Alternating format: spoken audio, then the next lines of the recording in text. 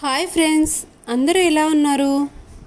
ఇవాళ మీరు చూస్తున్న వీడియో అయితే చిన్న పాప పట్టు లంగా అండి. లాస్ట్ వీడియోలో మీకు చిన్న పాప చోలీ చూపించాను కదా, అందులోకే ఇది లంగా అన్నమాట కాంబినేషన్. వీటిని పావడాలు, పట్టు పావడాలు అని కూడా అంటారండి. ఫ్రంట్ సైడ్ అయితే ఇలా పెద్ద బార్డర్ వచ్చింది, బ్యాక్ సైడ్ అయితే ఇలా చిన్న బార్డర్ వచ్చింది.